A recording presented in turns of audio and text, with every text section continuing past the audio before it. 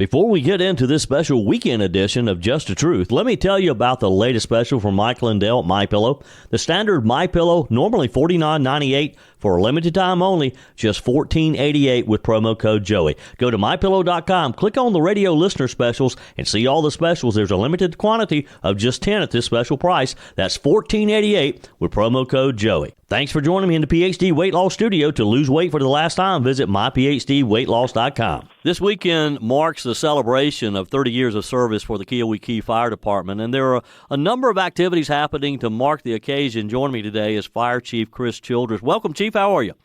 Good, sir. How are you doing? I am wonderful. I appreciate your time today. Let's just start with a brief history of the Keowee Key Fire Department. Yeah, so to my best understanding, keep in mind I'm 31 years old, and Saturday's our 30th anniversary. So from what I've been told, some of the old timers, so supposedly in the mid to late 1980s, Keowee Key, their board at the time, it wasn't the KKPOA, it was the LKPOA, Lake Keowee Property Owners Association. Yeah. Basically, Keowee Key had some interest in having its own fire department. So back then, at the time, what was then and now still is Keowee Key was serviced by two fire departments, both volunteer. And nothing wrong with that. They're both great departments, were then, still are now. We got great relationships with them. But it was the response time to get here. It's quite a haul for both stations, and Keowee Key was still, really growing. Sure. A few years ago, Keowee Key celebrated their 50th anniversary, so Keowee Key was already very well established by the mid to late 80s. And they wanted their own fire department. So I'm not sure how. I don't think I've ever heard this part of the story, but in the early 90s, they had found out about a gentleman named Ed Goff, who was a retired assistant chief from the Columbia, South Carolina Fire Department. Mm-hmm. And retired Chief Goff had retired and settled up in Tomasi to enjoy retirement. And the Keowee Key folks found out about him somehow and approached him and asked him, hey, we have some interest in creating our own, so to speak, private fire department for this community, and we would like you to serve as a consultant. And Chief Goff agreed to it.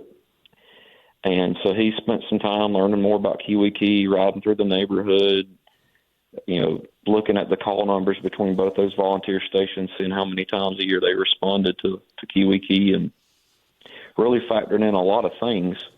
And after a period of time, reported back to the board of directors and said, you need A, B, C, and D, and you need a fire station this big and this many trucks and these many folks. And they, to my understanding, just kind of gave them a pretty generous budget and let them hit the ground running. So the rest is history, as they say, huh?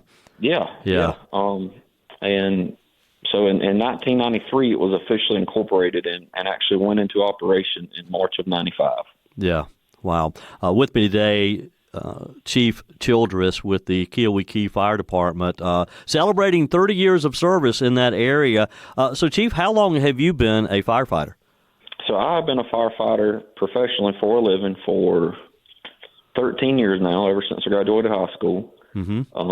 And did it for 4 years while I was in high school as a junior firefighter. So it's the only job I really had besides a couple side jobs.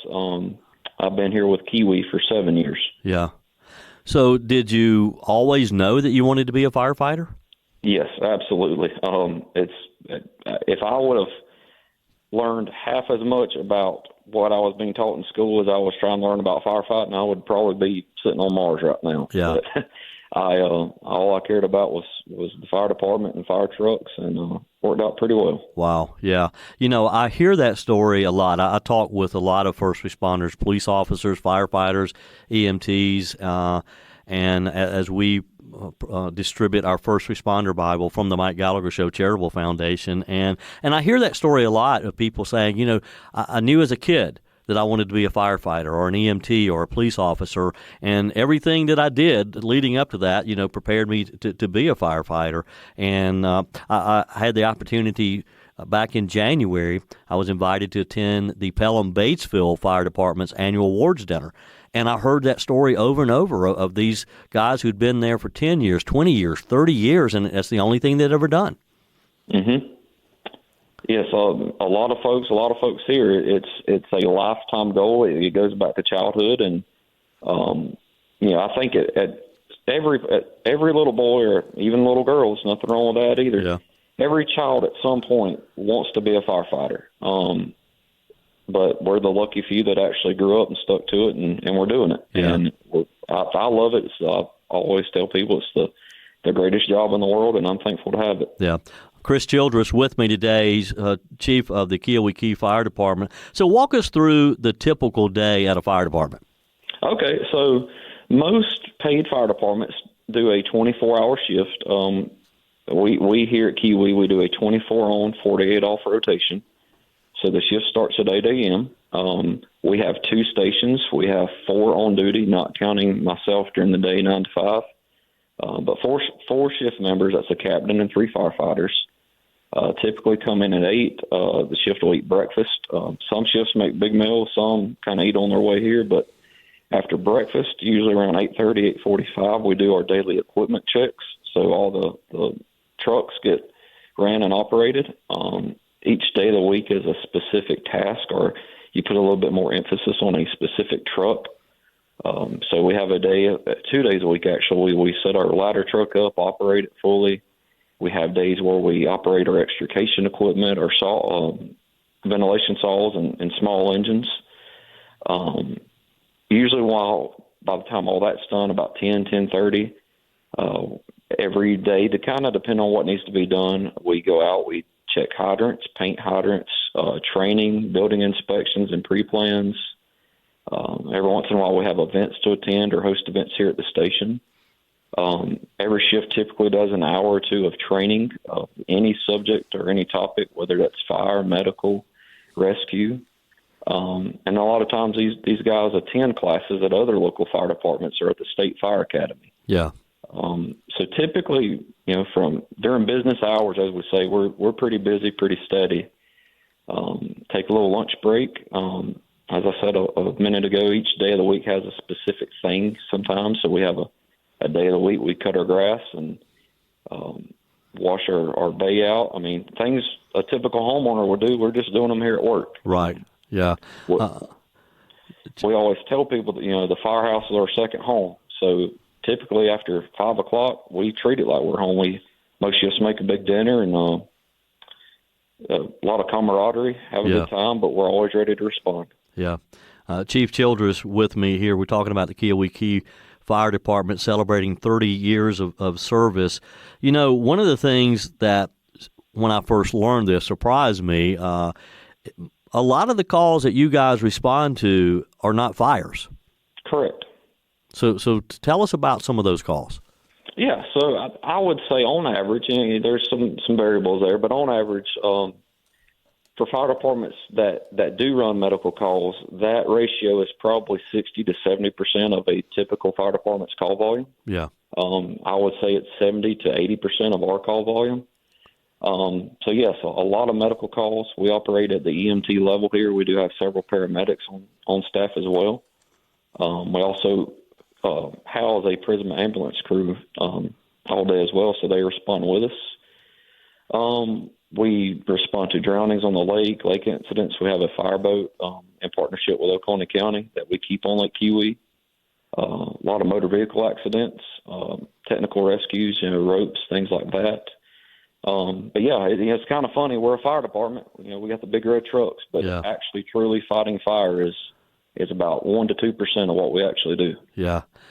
Chief, one of the things that just gives me great comfort being someone who lives in the area part-time, you recently added a helipad in the back there. Talk with us about that and your partnership with Prisma. Yeah, so we, long story short, about 15 years ago, all the fire districts in Oconee County established these predetermined landing zones. And those were typically school parking lots, church parking lots, high school football fields, baseball fields, even pastures and hay fields. Problem is, in our district, for those of you that are familiar with it, we don't have schools or a lot of commercial development or fields or pastures. So we were very limited as to where we could land a chopper. And a lot of them were cul-de-sacs for neighborhoods that were going to be built. Then the 2008 financial crisis hit, and the neighborhoods never got built, and the pine trees started coming back in. Yeah. So we were down to about 4 solid places to land a helicopter for a patient, and 3 of those were on public roadways. So the issue is with 4 on shift, if for example, 4 in a bad head-on collision, cutting people out of multiple cars, there was nobody to leave that scene and go establish a safe landing zone for a helicopter. Yeah. So that's a large reason of why we just built one here on site right behind the fire department. And I would estimate to date that probably 30, 35, maybe 40 people within Keowee Key and surrounding area are still with us today, in part due to having the ability to land and do it quickly. And get that quick response. That is a lifesaver for sure. Chief Kris Childress, I appreciate your time today, and congratulations on that 30 years. And you guys are going to be celebrating lots of things going on there, but I applaud you for what you do, you and your entire team there, because again, I sleep better at night knowing that you're there ready to respond to keep our community safer. Yes, sir. We appreciate it, and we're glad to be here and serve our community. Your comments are welcome on the Firmin Ford text line, 864-477-JOEY. That's 864-477-5639.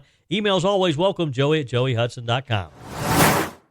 You hear me talking about, wait a minute, I don't want to do that. I got to turn this down. You hear me talking often about our friends at Ingles. They not only make your shopping experience easy, but they're a big part of our communities as well. And I'm so happy to have Melissa Leavell, Director of Advertising, with me today to talk a little about Ingles. Welcome. How are you? I'm so glad to see you. It's just always great to see you. We don't see enough of each other. That is for sure. And it's been way too long since we caught up. But so thank you for your time today. We have a lot to cover. We do. There's a lot of things happening here. You guys have been so great with your work with the veterans over at Upstate Warrior Solution and providing lunch over there. And that's just one small part of what Ingles does. Before we get into some of that work, let's talk a little. Let's look back to the morning of September 27th. We've been getting a lot of rain, but the upstate of South Carolina, western North Carolina, woke up that morning and to devastation. It was the end of the world for a lot of things, and it was greatly damaged a lot of Ingles base, because our warehouse is located right in the heart of western North Carolina, right in the middle of the Swananoa River. And so we had tremendous devastation. And that's a gut punch for us because, we talk all the time, the first people to respond, it's almost expected, will be Ingles. Yeah. Ingles the one that's there to respond to a disaster. We're there with water. We're there with food, ice. We set up donation sites. It's just what we do because we love helping our communities. And our stores a lot of them are rural and they're in communities and they need our assistance. So when we were wounded, right, and there wasn't any way that we could really help. And that was really hard for about 8 days. And then miraculously, and I say this because I'm so proud to be a part of this team, 35 dump trucks working 24/7. We lost all of our dry goods. We lost 40 tractor trailers.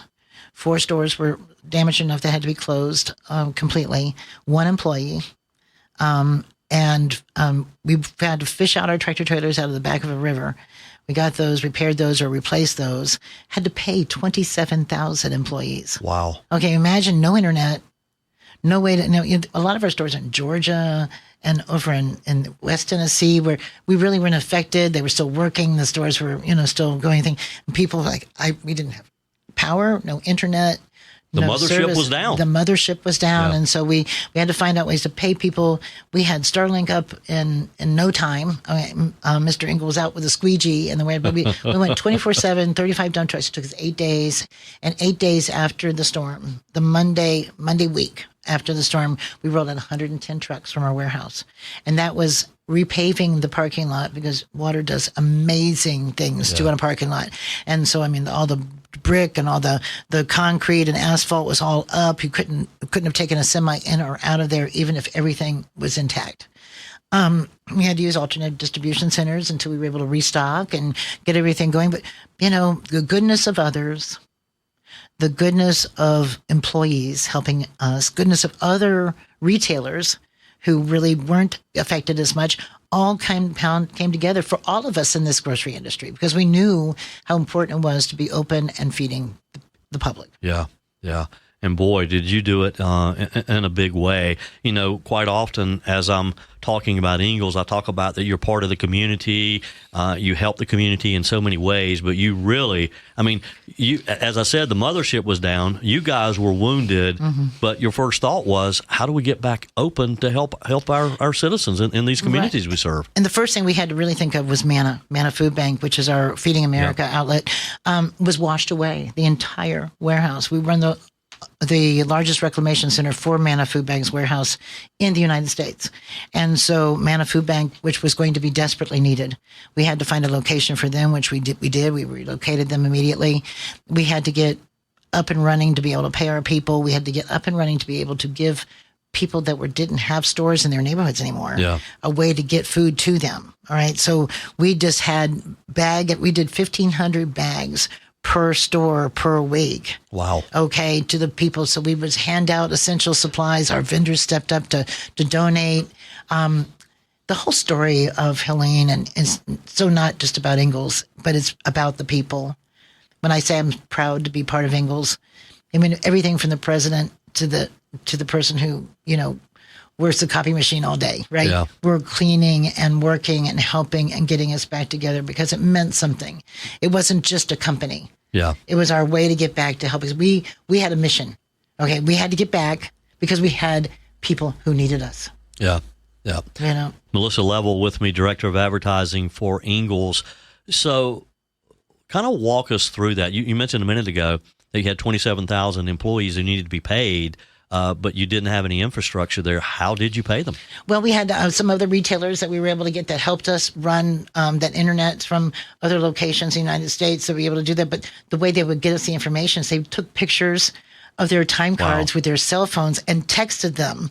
And we found 3 or 4 people that that had good text service. Yeah. Because, cell service was horrible as well. I can imagine. And so we had district managers who would grab them all up and do a runner. We'd be back and forth driving them back up in person so we could make everybody's time card. Yeah. And orders to the stores couldn't be filled because even if we had all the product with the internet down, we couldn't fill the orders that the store needs. So all those orders that the store managers order specifically for their stores, the milk, the bread, all the items on the shelf could not be done. So those had to be done manually. Yeah. And even the stores that had power had that difficulty because we didn't have the internet to get it to them. Right. So everything had to find alternate ways. Boy, I'll tell you what, when you need to find something, to find a way to do it, it can be done. I mean, it's just amazing what ingenuity can come out of people. But we were in a conference room. There were 8 of us in the conference room and one hot spot. And we kept kicking people off. So I was kind of like at the bottom of the tub with Mel, you got to get off the phone or the computer right now because I've got to get an important call. But we were in the process of getting Manna set back up, getting stores out. And part of that conversation from the very beginning was, how can we help the people in the stores that have been closed? Yeah. Okay. How can we get those people what they need? Some of them are in food deserts. Yeah. Okay. We do a lot of rural communities and we're the center of town. Right. And so we had to get these things fixed up there. So this was center of attention. It wasn't how much money we were losing. It wasn't any of that. It was how we could get back and help our communities. Get people what they needed. Melissa, you really, it brought home just how reliant we are on cell phones and internet service these days. Boy, isn't it sad? But I tell you what, I think about you though, and what you all did for radio, because I mean that was you all were the touchstone of people too. So I don't have any problems now turning my cell phone off. Right, I did before. I don't get the Joneses. My palms just start to sweat. Everything. It taught me something that I really don't need to be that connected. Right. Okay. Yeah. And what was important, how to help people. I met neighbors I didn't know. Mm-hmm. Right. Yeah. I met people in our, coming up to our stores that I had never met before, people that needed help. And it wasn't the government. It wasn't the sanctioned people. Yeah. We had churches, we had organizations, we had community restaurants. The restaurants were closed in downtown Nashville. Chefs were setting up places in our parking lots of our stores and other stores, every place they could, and cooking food for people, because we really did have soup lines. We had food lines. There was no way. We were feeding 3 meals a day to almost 10, 15,000 people just in our one area. Okay, that were without. I mean, they were talking Swannanoa, Nashville area. That was just incredible. So chefs did this. They did that. They able to get that ingenuity to come into. They didn't charge anything. Wow. Our stores, our parking lots were little sanctuaries. We had beautiful restrooms. Yeah, I called them fancy restrooms. Yes. We had showers. We had the American Legion. We had the Salvation Army. We had Samaritan's Purse. We Red Cross doing food. Our garden center areas were transformed into relief centers that did things other than food. Yeah. Okay, so you could get coats, or you could get a heater, or you could get diapers, or dog food, or anything that you needed there. And a National Guard person would walk you through, didn't charge anything. We opened up, and there would be a line around the store until we opened. Wow.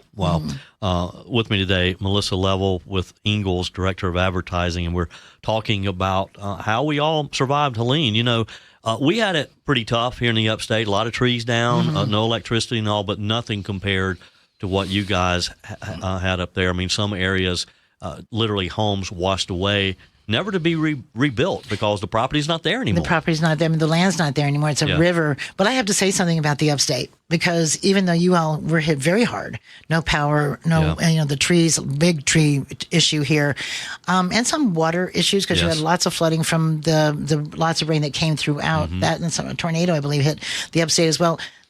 The colleges and the universities up here house the students from the universities up in Western Carolina.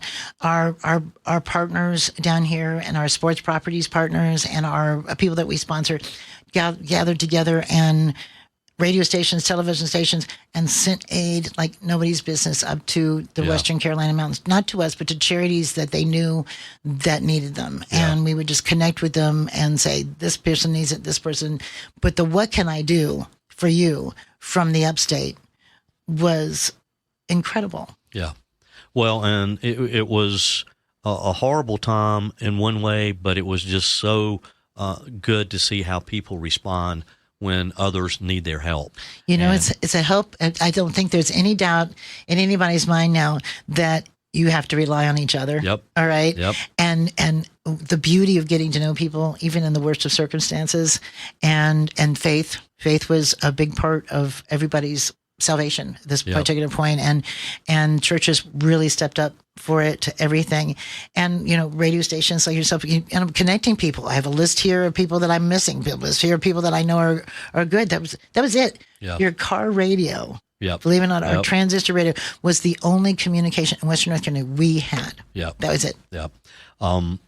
There's a 1-hour television special coming up soon that Ingles is sponsoring on Fox Carolina here in the upstate. That's going to sort of document this. They're going to tell the story, and there's some interesting stories to be told. Oh, absolutely. And I have to tell you, this is the best way to do it, because it's called Healing. Yes. From Helene. And so it's going to talk about some of the goodness that came out. It'll talk about that devastation and about that night and that morning and the stories of survival. But then it's also going to talk about the people that raised our community out of the ashes, literally. Yeah. It really is. And you've got a school bus driver that helped evacuate people. You have a young boy who spoke Spanish, who could act as an interpreter. Yeah.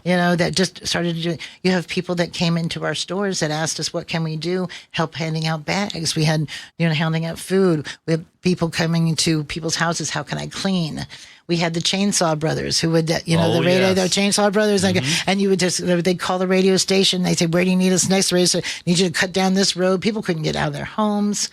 We had, and I can't remember his name. I still can't remember his name. The race car driver that had the helicopter, right? And he had all of his friends coming. He had 25 helicopters delivering things. It was 3 days before the National Guard arrived. Yeah. Okay. Yeah. At 3 days, a lot of people would have been dead. Okay. Yeah. We found, one of the helicopter pilots, a private pilot, found someone because they were just showing a mirror. Wow. In the midst of all that. So down and they found people to rescue, not just to rescue, but they would drop off supplies because you couldn't get in or out of so many places. Every bridge was washed out. Every road was washed out. what didn't hit your home, then a landslide fell and washed out the road, or the river came and took it away. Whole entire neighborhoods are gone, but also neighborhoods that are still standing were devastated and cut off from society. Yeah, yeah.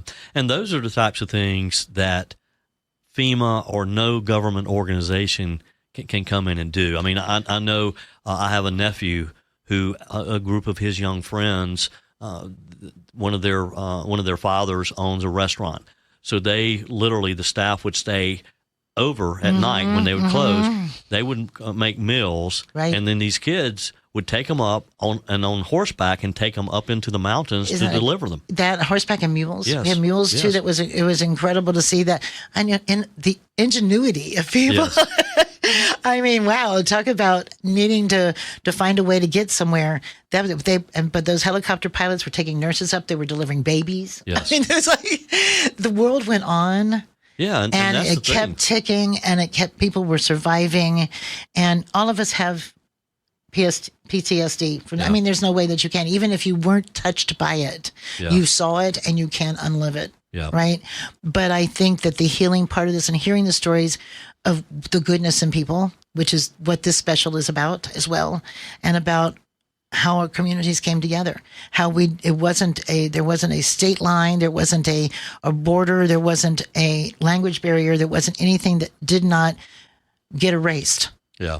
To help those in need. Yeah. And that is such an incredible thing to know. Yeah. And God works in mysterious ways, and showing us the beauty on earth is through anything. And that's wonderful to see. Melissa Leavell with Ingles with me. And let me just say thank you to Ingles for making this special on Fox Carolina possible, because that's going to tell a lot of stories. To tell us when to watch. It's the 27th of March. It's an hour-long special. I believe it starts at 7:30. I might have to check on that, but it's 7:30 at night. And it's 1 hour, and it'll be limited commercial interruption. You're just going to see a few things from Ingles talking about what we are doing for the community still and how you can help. But other than that, just going to be completely commercial-free. Yep, and that is on Fox Carolina here in the upstate of South Carolina. Be sure and tune in on the 27th. And we'll be having some more information about that and the times and everything for you. But, again, just a special thank you to Ingles for all that you've done, because, again, you were injured like everyone else, but boy, what troopers to just find a way to continue to serve. And don't you understand? I think that, don't you think, and I'm sure you feel this way, that the only way you really heal is by helping others heal. Right. Exactly. All right. You can't wallow in it. You got to go forward. Right. And you have responsibility to your communities, to the people that depend on you for their employment, for their food, for their well-being, and all the communities, organizations that you've been supporting all this time. You can't stop. Yeah. Okay. Right. You've got to find a way to push forward, but we had to rely on the help of others, and it was wonderful to see it. Melissa, it's always a pleasure, and again, thank you for what Ingles does. I'm just so proud of our partnership. Thank you for being here. Thank you too. Thank you so much. On our guest line today, Mayor of Liberty, South Carolina, and joining her, Josh Latham with U.S. Waffle. Welcome, Mayor. It's good to have you back. You have an exciting event coming up, so let's just jump in. Tell us what's happening. Yes, Joey, thank you so much. It's good to be back on your show. And we do. We've got a brand new event. This is our first annual South Carolina Waffle Fest. So we've got a lot of people that are anticipating, lots of people interested in saying they're coming, but that is going to be Saturday, the 29th of March from 10 to 4, and it is going to take place in downtown Liberty. And anytime waffles are in the equation, that's going to be a lot of fun. Who cannot have fun when there's waffles involved? Exactly. You can get so creative, and so that's exactly what we have asked our vendors to do. We have about 18 food vendors that are going to be here for the event, and every food vendor, we have required them to have a dish that is a sweet or savory waffle dish. Yeah. Wow. Josh Latham is also with us with U.S. Waffle. So, Josh, is this sort of a trend to have these type festivals around cities in our state and around the country? Not so far. This will actually be the first time. Oh, wow. Really? So Liberty is going to have the first one. That's exciting, too. Absolutely. We're very excited to be a part of it. The mayor's been fantastic as far as planning the event, and it's going to be a huge turnout. Yeah. So, Josh, take a minute and tell us about U.S. Waffle and what you guys do. So U.S. Waffle, we're right outside of Liberty, South Carolina. We were founded in 2013. We started off actually with about 25 team members and only one product line, but now we have about 8 production lines and over 400 team members. And we continue to grow. We're actually expecting quite a bit of growth in this year, and years to come. But we produce waffles, pancakes, and also a product called Poppitures, which are like a miniature pancake, about the size of a quarter. Yeah. And where can people find your product? So various locations. We have products at Trader Joe's, Aldi, Walmart, and several other retail locations. Yeah. That is, I didn't have any idea that waffles were being made just outside of Liberty. I mean, I pass through Liberty all the time, back and forth, and had no idea you were there. Yeah, a lot of people don't. A lot of people drive right by it, and it's crazy since I've worked with the company how many people I've talked to that say, oh, that's what that place is over in that huge building. Yeah. Mayor Wood, let's talk a minute about what you hope to accomplish with this being in downtown Liberty. Yeah, well, first of all, we want people to come to Liberty. We want people to know that Liberty is here. We're a great place to grow your families. We're a great place to retire. We've, starting families. But we just want people to know that we're here. And while you're here, just see what we've got to offer. And we've got to, as far as what we're planning to do with this event, it's a time we enjoy bringing community together. So, and we even extend outside of the city of Liberty. So just people coming together, families coming together to have a good time and just relax, get away from the day's work and just come together, enjoy some time, fun and relax, and have lots of waffles and, shop with the artisan vendors that will be here as well. We're going to be offering the Waffle Wonderland, which is actually the children's area, and all of that is going to be to be a part of. And so that is actually going to be put on by Potter's Clay Fellowship. So we're really grateful to partner with them, or a church here in Liberty. Yeah. So I've got all kinds of fun planned for the kids. Yeah. With me today, Mayor of Liberty, Erica Woods, and Josh Latham with U.S. Waffle. Again, it just sounds so much fun. I'm not sure that I completely understood that this was your first time doing this. Any idea, Mayor, of how many people you expect? Well, we know that we've got over 3,000 people that are very interested to be here, so we're expecting a really big crowd. Wow. 3,000 who have expressed an interest. That's amazing. So if someone's listening today and they don't know exactly where Liberty is and where this will take place, Mayor, tell us where that is, how to get there, and what time. When does it start? Okay. Liberty is located between Easley and Clemson. So if you come down 123 and go through Easley, then you'll just get off at the Liberty exit. That's 178. And then you'll turn right and come on down to Liberty. But it's going to start at 10 o'clock in the morning. So it's going to be from 10 to 4. And we're going to be ready with also contests that we will be holding that day. We're going to have a beard contest. So, get creative with that. And we are also going to have a waffle toss contest and a waffle eating contest. So those are free to enter. So everybody just needs to go to Facebook and check out our Facebook page, the City of Liberty, or you can just Google or search on Facebook South Carolina Waffle Fest, and that'll bring you to the event page, and you can find out information on how to register and be a part of those events. Sure. Now, Mayor, I got to ask you, what's the grand prize for the waffle eating contest? Because I think I could win that. Yes, we actually have Paul's Family Farms has been great to donate a basket full of their products. They have a syrup company, and actually their syrup comes from Pennsylvania. So they will be providing that along with some of their other waffle products. And So lots of good stuff that is kind of homegrown and made here. Yeah. Josh Latham is also with us today with U.S. Waffle. Now, Josh, is this your only location outside of Liberty, or do you have other locations? So U.S. Waffle, this is our only location.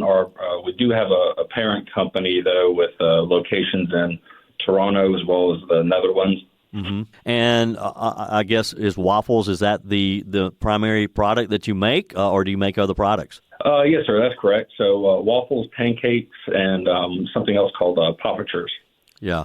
Any idea of how many waffles you guys make every year? Not right offhand, unfortunately. And are they shipped all around the country, or is this primarily regional? All around the country. Yeah. Absolutely. Yeah. Wow. That's well, this is, like I said, Mayor, I think I can win the waffle eating contest because I love waffles. And this just sounds like a lot of fun. Take a minute, Mayor, and tell us about some of the other vendors that you'll have there. Okay. We're going to have, let me see if I can pull that up. We have woodwork that somebody's going to be there with woodwork. Somebody's going to be there with a charcuterie board that is actually stamped with Liberty and a waffle design. We have, as far as is it too late? Is it too late for vendors to participate? We actually might have just 2 or 3 spots still for artisan vendors. Yeah. But we put that out there, and it's possible it could have been filled up while we're talking. But we did have those spots available this morning. But we do have like Tannum and Tilly's Bubbly Delights, Down Home Donuts, Earth's Elements, Stony Hill Homestead, O'Shields Concessions, Paul Family Farms, Jazzy Jewels, which they are making waffle earrings, is what I understand. Wow. There's, all kinds. We've got the Scoop that's here in Liberty. She's going to have her booth set up. Fearless Beauty Cafe, Country Dog Treats. There's Crafty Neighbors, all kinds. We've got close to 50 vendors. So wow. Yeah. Lots to do when you get here. Well, it sounds like it's going to be a fun day. Again, it's next Saturday, March the 29th, starts at 10 a.m. and lasts throughout the afternoon at 4 p.m. Josh Latham, Mayor Erica Woods, thank you both for your time. And, hey, good luck next week. Hope you have a big crowd so that we can talk about the second annual Waffle Festival next year. That's right. Thank you, Joey. We really appreciate your time and getting us on here so we can spread the word about this exciting, fun event. That's it for this special weekend edition of Just the Truth. Thanks for joining me in the PhD Weight Loss Studios. To lose weight for the last time, visit myphdweightloss.com. If you haven't joined my mailing list yet, visit my website, joeyhudson.com. Click on the Connect with Joey button so that you can receive our emails and the most up-to-date news. Also, join me on my YouTube channel. Be sure and like, comment, and subscribe. Just search for Joey Hudson. As always, thanks for spending a few minutes of your day with me. Do me a favor and forward this episode to a few friends. Just click on the share button and send to your contacts. We need to build an army of conservatives to win our country back, and we can do that by continuing to share the truth with our friends and family. Keep those comments coming via the Firmin Ford text line 864-477-JOEY. Email to joey@joeyhudson.com, and I love your messages on the MyPillow message line. Again, that's 864-477-JOEY, 864-477-5639. Be sure and take advantage of the MyPillow special, just $14.88 on the standard MyPillows when you use promo code Joey. Order online at mypillow.com or call 800-893-4053. We're back again tomorrow and hope you'll plan to join us. Until then, remember, God's got this. He's still in control.